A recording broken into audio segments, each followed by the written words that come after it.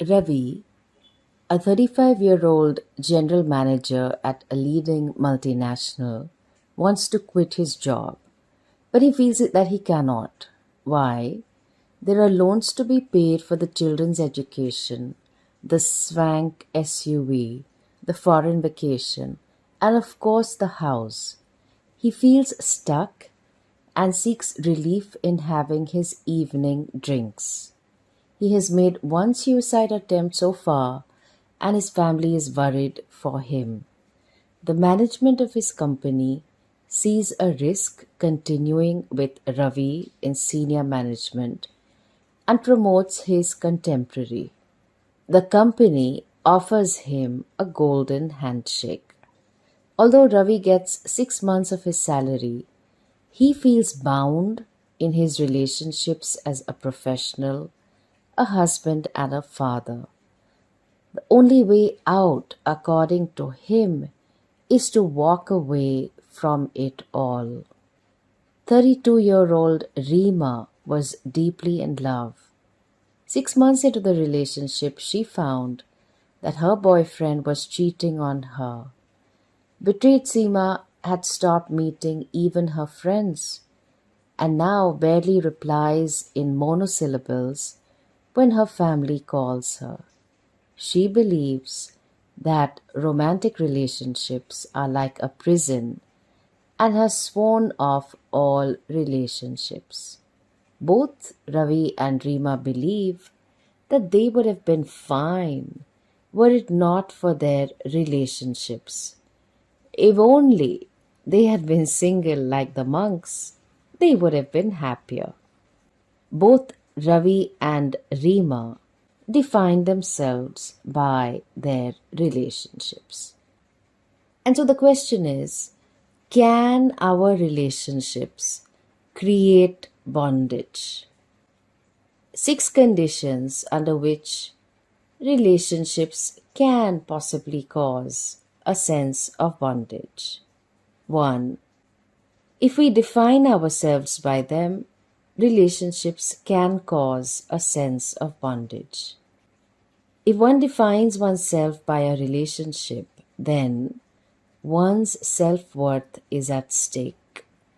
One wants to control it to the extent possible. Controlling how the relationship pans out is controlling the person. Insisting that the other person share the same interests, the same political views, and have the same set of friends is not love but control. Insisting that the other person should behave how you want them to be depending on your mood is not care but control. I love you, and hence when I say sit down, you should sit down. When I say stand up, you should stand up. That's control. There is a difference between definition and description. Definition is that which is intrinsic to the thing, while description are of qualities related to a thing. Describing ourselves as a professional, friend, parent, etc., is far more accurate than defining oneself in that way. The truth is that we are more than the sum total of all our relationships. 2. Relationships can cause a sense of bondage if our happiness depends entirely on them. Relationships are subject to change because we change. The people we relate to change. And of course, our relationships change. Despite that, we have the magical notion that the people in relation to us must keep us happy all the time. No one is capable of this. With this extreme dependence, we cannot be in it, nor can we be without our relationships. There will never be a time in your life when all your relationships will be exactly like how you want them to be. In the Vedic vision, Your intrinsic nature is Ananda, and moments of happiness really allow your nature to manifest. The truth is that relationships can seemingly cause bondage and a sense of being stuck if we are not able to recognize the simple person that is present in all our relationships. 3. Relationships can cause a sense of bondage if we do not recognize the play of karma. In the Vedic vision, there is a play of karma to be played out with the significant people in one's life. We are in each other's life because we have to exhaust our karma, punya and papa, and learn from it. In the hundreds of lifetimes you've had, you are related to only about 10 to 20 people in this lifetime. For anywhere from 25 to 75 years in your life. That's all. It's possible that you may never meet the person from this lifetime in the next one, if you do have one. Our relationships are the results of our own karma of this lifetime or previous lifetimes, and hence the people in our lives are not there to torture us but are as prasada of our own karma.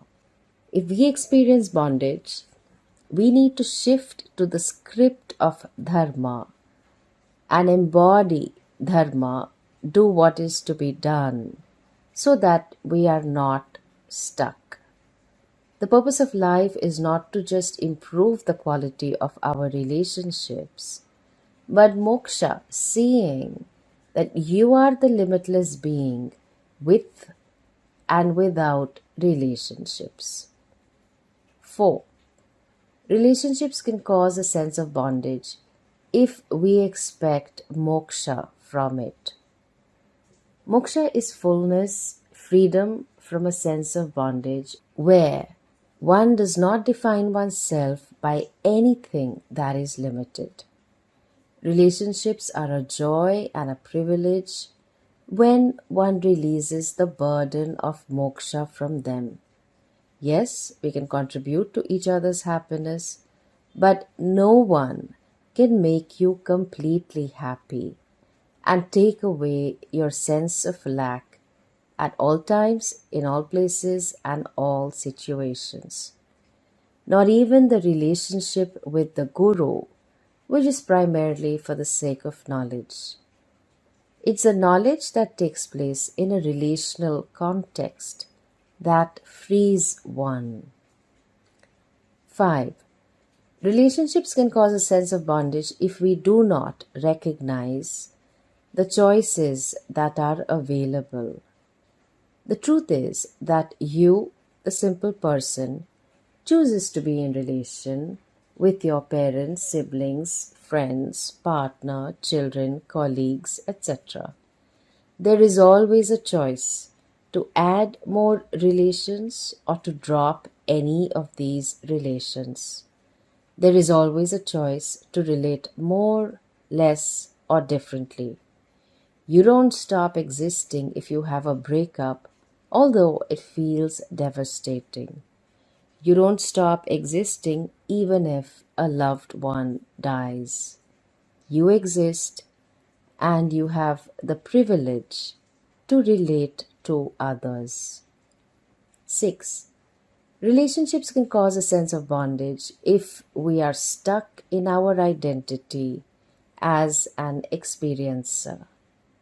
The reason we define ourselves only by our relationships is that we thrive on being an experiencer. We love feeling good. As a professional or as a parent, we love getting things done. We enjoy the power over decision making. We love the things we can buy to make living comfortable. Our self-worth skyrockets when we do well at work or have a loving family. All wonderful experiences. Yet, even this identity as an experiencer is not a permanent one. We are not in touch with the simple person that one is. The identity as an experiencer, the one who seeks and revels in interesting and new experiences, is so high that one cannot deal with monotony or boredom. It feels uncomfortable to be with oneself. Earlier, when there were no chatbots and one had to call a customer care number, the company would always play a tune. Why? Because the company understood that we cannot be with ourselves. We don't know what to do with ourselves. The identity as a doer and an experiencer are so strong that if we're not doing something worthwhile, we feel wasted. If we are not experiencing anything interesting, then we feel like nothing is happening. On the other hand, relationships can never cause a sense of bondage if we shift attention to the person, the simple conscious being that is aware of all the roles. Then there is a space of awareness which is not physical. There is a part of you, it seems, that is not affected by the relationship at all. It seems like, because of the different relationships, the person I undergoes change. But the change in the person I is not total. In the change that happens, am I replaced? In relating to my mother, I am not replaced. In relating to my child, I am not replaced. The parent I is replaced by the mother I, but the I is not totally replaced. If I, the person, was replaced, there would be no continuity at all.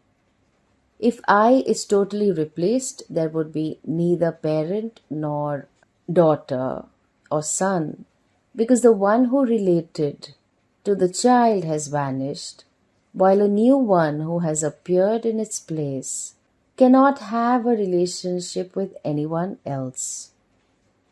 The partial change in the subject I does not seem to leave any trace upon the I. Therefore, we are able to assume new roles altogether without a dramatic change on one's part. This extraordinary endowment that we have been given reveals something great about oneself and one's life. It is an amazing capacity to undergo change when you relate to something without intrinsically undergoing any change. I do not define myself by my relationships. I could describe myself with them at best. My happiness is not held hostage by the quality of my relationships. I recognize the choices and my own karma playing out. Seeing that I am the witness consciousness who is ever untouched while relating, but being free from relating is great freedom. When I am objective, I experience a freedom in my relationships. I enjoy them for what they are. I am free to relate to more people and relate freely. The truth is, I was always free of all relationships, even as I relate to different beings. And so, in the vision of Vedanta, relationships can never cause a sense of bondage. Can we see that we are more than our relationships?